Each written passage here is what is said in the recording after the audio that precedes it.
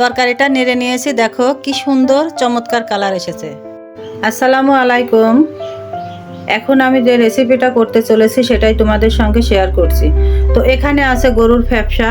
এই ফ্যাপসাটা রান্না করার আগে অবশ্যই ভাপ দিয়ে নিতে হয়, কেননা এই ফ্যাপসার মধ্যে অনেক ময়লা থাকে, সেটা পেটে গেলে অসুখ হতে পারে। তো তার জন্য দেখো এটা আমি একবারে ভাপানোর থেকে বেশি সেদ্ধ করে নিয়েছি। তো এটাই আমি এখন রান্না করে রেসিপিটা শেয়ার করব তোমাদের সঙ্গে। তো এটা আমি এখন ঠান্ডা পানি দিয়ে বারবার ধুয়ে পরিষ্কার করে নিব। এটা পরিষ্কার করে ধুয়ে নিয়েছি, এখন রান্নার রেসিপিটা দেখাবো। এটা আমি মাখিয়ে রান্না করব।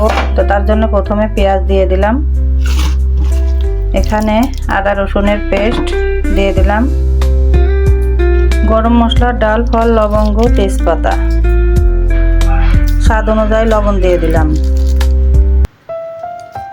ধনিয়ার গুঁড়া দিয়ে দিলাম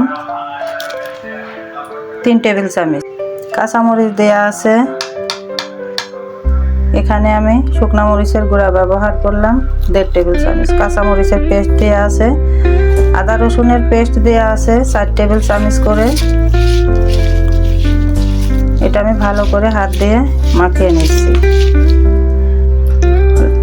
সয়াবিনের তেল দিয়ে দিলাম পরিমাণ অনুযায়ী, যেহেতু চর্বি আছে এর মধ্যে।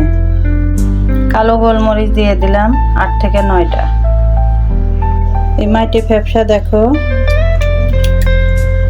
একে একে আমি মশলাটার মধ্যে দিয়ে মাখিয়ে নিচ্ছি, মশলার সঙ্গে হাত দিয়ে মিশিয়ে দিচ্ছি।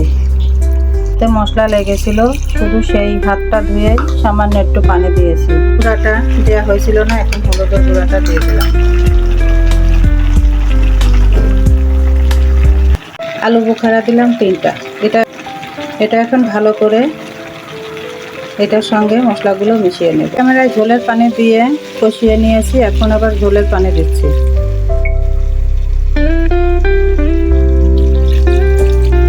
সেদ্ধ হওয়ার জন্য যতটুকু পানি দরকার ঠিক ততটুকু পানি দেব। তো ঘরে যে শাহি মশলা রেডি করে রেখেছিলাম সেই মশলাটা দিয়ে দিলাম। এই মশলাটা আমার মোবাইলে ছাড়া আছে, যার ইচ্ছা হয় দেখে নিও। মশলাটা এবার ভালো করে মিশিয়ে দেব।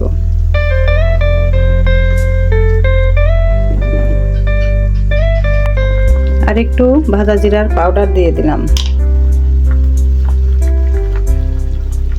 এটা ভালো করে রান্না করে নিব, তারপরে ফাইনাল লুকটা দেখাবো।